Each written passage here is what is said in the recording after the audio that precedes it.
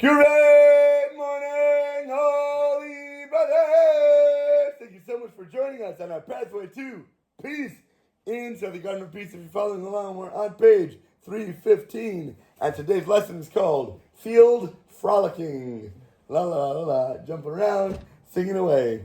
It is no problem to get up in the morning and, not to get up in the morning, but to get up in the morning and get married. You don't have to be a genius. You can rent a hall, you can hire a band, you can pick out a photographer, you can even choose the menu. The important part is what happens post-wedding, after the ceremony, after the reception, being able then to live every single day in peace and in harmony. It's going to be had to be a little bit hard. It's not a piece of cake. People say, but I want it fixed. I want it to be easy. That's nice. But sometimes Hashem wants you to put in a little extra work. He wants you to go the extra mile. And if you don't see that it's been accomplished exactly the way that you want, internalize it a little bit. Say, what can I do a little better? What does Hashem want me to work on right now? What character trait? And it doesn't get fixed overnight. Hashem loves you so much that He wants you to be so amazing. So it's going to take a little bit of effort and continuity. And I can't reach my goal with one step to finish the race. He wants me to put in the work to get all the way to the finish line. And there are going to be bumps and obstacles and hurdles along the way. But as we encounter those, do we get upset? Do we get frustrated? Do we get angered? Do we get annoyed? Or do we say, thank you, Hashem, for enabling me to become a better athlete?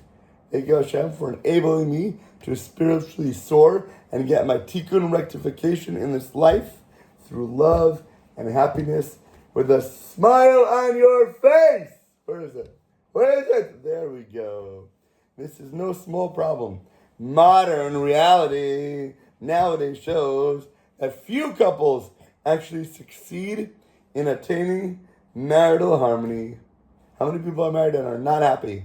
Forget how many people are still married. Because nowadays we're going to talk about the divorce rate is through the roof. People just give up because they do not want to work. They do not want a hard life. They don't want to have to be constantly challenged. They want it to be smooth sailing and easy. Why should I be with somebody who annoys me? Why should I be with somebody who is constantly yelling at me or criticizing me? Right? On the contrary, disagreement, faulty communication, and misunderstanding characterize most marital real relationships. Unfortunately, that's why the divorce rates are so high nowadays. People want to have an easy life. They want it to be chill. Leave me alone. I could do what I want. I could be what I want. Who are you to tell me how I'm supposed to act, talk, or be? Right? Isn't that what you hear all the time nowadays? I don't have to be this. I don't have to be defined by that. Why should I? If it's not pleasant, if it's not comfortable for me, leave me alone. Go away. I can do and be what I want. Marriage is not a summer vacation. It is not a walk in the park. It is not a frolic in the field. It is much more crazy and complex. A husband and a wife must learn to live together every day, every week, every month, for years, God willing, to come. With Hashem's blessings, they will have children, and they will need to educate those children. And they're not simple endeavors. It's not easy. Not only do they require serious instruction, but a large measure of help from Hashem above in heaven. It's not only hard from the beginning, it's going to be hard once you get going, and you're going to need help along the way. If you're not talking to God and asking for His help, you're very likely to falter and fail. People are on the hill, and by gravity, they're going to be falling down, rolling backwards, and then having to work extra hard just to get back up to where they were, and then to go even further. You're going against gravity your whole life. You have a Yetzer Hara, you have an evil inclination, but we end up wanting to thank Hashem for that, because otherwise we wouldn't end up being able to get to where we need to. Accept the challenges with love as an opportunity for growth. Right? It's amazing that in any serious field where one person affects another person, such as you get in your car and you're driving on a road. You have everybody around you that you can interact with to drive pleasantly, to drive angrily, to drive to get other people into accidents, to be rubbernecking, whether you're practicing law and you're going to have to be litigating against somebody, or you have to be defending another person, or in medicine, trying to help heal somebody, or even a barber when you walk in for him to cut your hair. It is a relationship, it is an experience with another person to interact with. One is required to learn theory, to acquire practical skills in whatever field, and gain experience, to be an intern, to study under somebody else, to learn how best to be whatever you want to in that specific field. You want to learn how to do a skill, you got to study with somebody. They have to teach you, and the more you do, the more experience you gain. But you want to work under somebody who's had experience and knowledge for a long time in the field. You want somebody who's a veteran, who's been around the block once or twice before, and has encountered other life experiences, and be able to guide you and help you and train you exactly the way that you want to be. Then the person must prove his knowledge by passing a series of exams or tests or whatever it might be. Doing it in person, written papers for exams, frequently both in practice and in theory. Only then, after all this, does he receive, let's say, a license for driving a car, for practicing law, or practicing medicine, or even giving another person a haircut.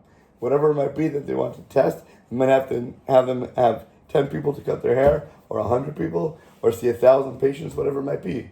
You want to gain a real understanding and a knowledge, whatever field that you're going into. Correct?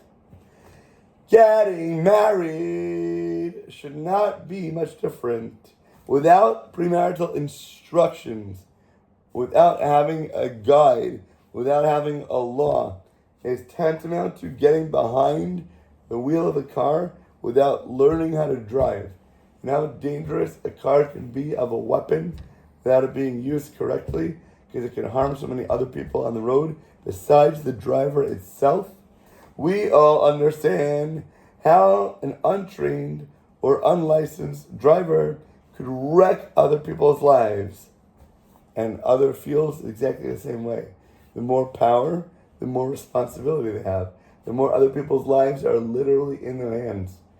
Marriage is much more complex, I guarantee you, than driving a car.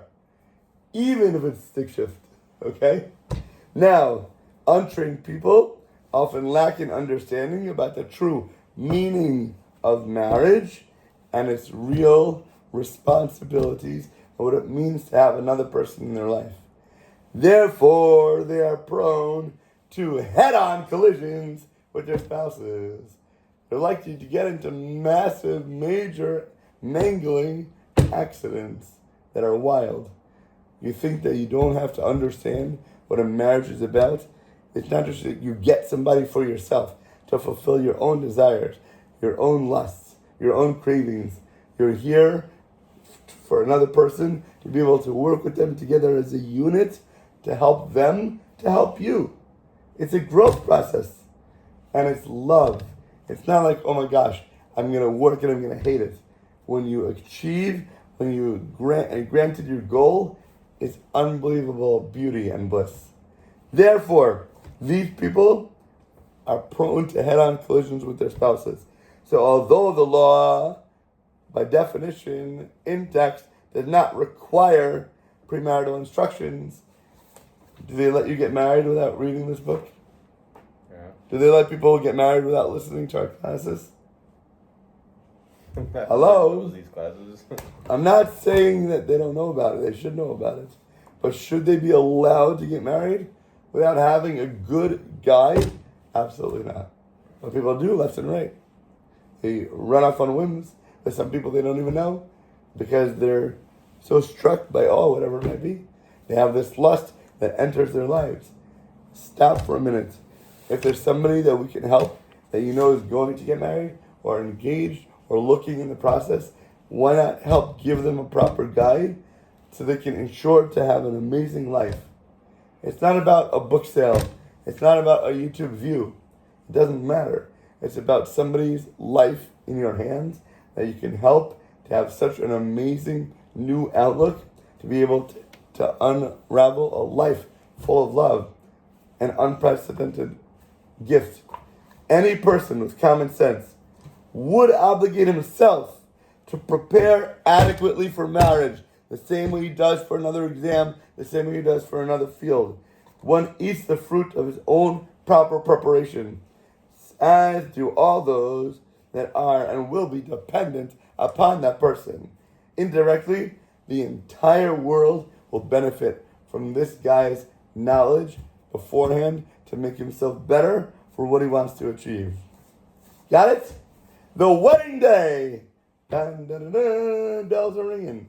A well-known rule says that everything goes according to its what? The whole passage is going to go by how you what? React. Start from the beginning. Bereshis.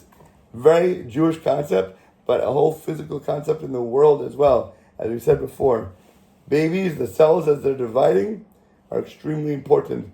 If it's healthy, it'll develop great. If it has one, God forbid, nick in a cell in its first stages, it can have a terrible outcome and might not even be able to sustain life. In the beginning in Bereshis, you open up the Torah, you open up the Bible, everything in the beginning sets the course for all eternity to come. So how you start is going to be extremely important for you to coast. Everybody talks about when they meet a teacher or they meet their new boss, first impressions. You never have a second chance to make a first impression. How you start, that moment is going to set the tone, and if you want to undo a mistake that you did when you first met, it's going to be so hard, because that will be ingrained in their mind and imprinted inside them about what they think of you from the get-go. Is it right? Not necessarily, but it's the reality of the situation, how you begin. So if the beginning is going to be glory, if it's going to be good, if it's going to be great, then the continuation will be so much easier to go smoothly sailing as well. The beginning of a married life is what day? When you get married? The wedding day. That's it. The Kosker Rebbe says, the wedding day is the biggest day in a person's life. And they say, too bad, it's wasted on little children. Too bad, it's that youth is wasted on the youth. They say, if I was so much younger, you know what I could accomplish with my body, with so much more energy, with my mind that was so much sharp and developing, instead of sitting away, rotting in front of a TV. Well, what did I do in my younger years that if I could go back in as an older person and be able to accomplish so much more with that time, with that life, with the mindset that I have now? I wish I could have infused that to my younger self, not to have wasted those years, not able to accomplish as much as I could if I could go back in time. Can you imagine what you would do talking to a younger version of yourself, being able to impart actual wisdom that he'd be listening to hear? Not like, oh, back then you couldn't talk to me. I wouldn't listen to you in a million years. Get the heck out of my life. What are you bothering with me for? If I went back in a time machine and I told myself 20 years ago that, hey, you'd be having long payas and a beard and learning like this and going to Uman, I'd be like, get the heck out of here. Who are you? Are you a wacko from another alternate dimension? That is never going to be me. Ever. But once you go through experience and you live life and you really connect and understand, but it's wasted if you can go back. His connotation, the Kosker Rebbe, is that young couples have no idea about the unfathomable value of what a wedding day is all about. A day when it's possible to move massive mountains and to set the true tone for their entire long lives together, God willing. If you could go back and set that with amazingness and love and actual giving to show what kind of a husband you could be, and then she's able to receive that, wow. Then go forth with pure power. Therefore, before you stand under the wedding canopy, before you start under the chuppah, you should know what's about to take place, how you're supposed to act from this moment moving forward.